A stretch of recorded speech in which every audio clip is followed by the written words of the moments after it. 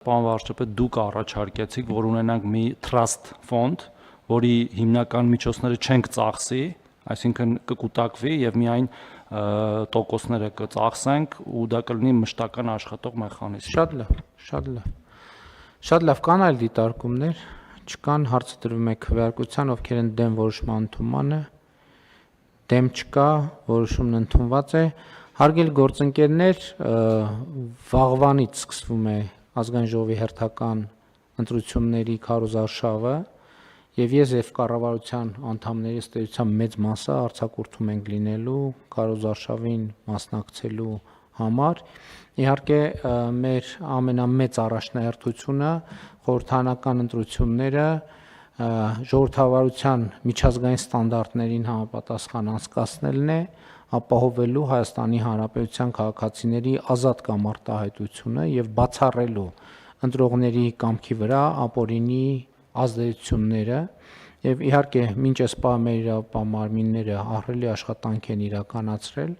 բայց նաեւ պետք է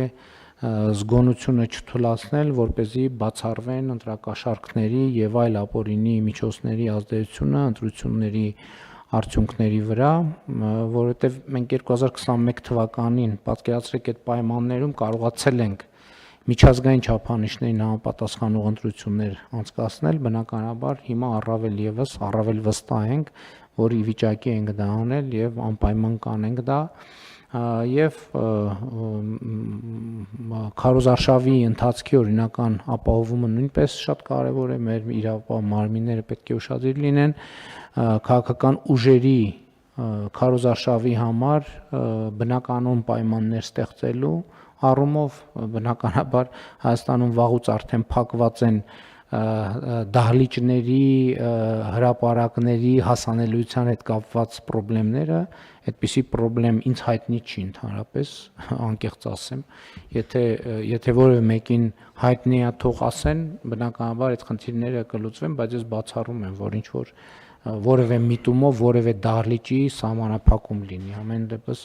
ընդ որում հիմիկվա մասին չի, ընտրությունների մասին չի, նախորդող որ շրջանում էլ, այսինքն ընդդիմադիր քաղաքական ուժերը, երբ որ նույնիսկ ամենասուր իրավիճակներում դահլիճների եւ այլնի սահմանափակում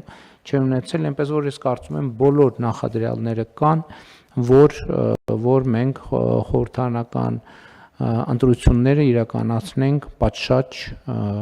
մակարդակով համապատասխան ժողովրդավարության բոլոր կանոններին եւ ստանդարտներին ապահովելու համար Հայաստանի Հանրապետության քաղաքացիների կամքի ազատ արձանագրումը եւ այդ կամքի արտահայտումը եւ իհարկե մտքերի, գաղափարների, ծրագրերի մրցակցությունը ի նպաստ Հայաստանի Հանրապետության եւ նրա ժողովրդի։ Հարգելի գործընկերներ, մեր նիստի օրակարգը սպառված է, նիստը ավարտված, շնորհակալություն։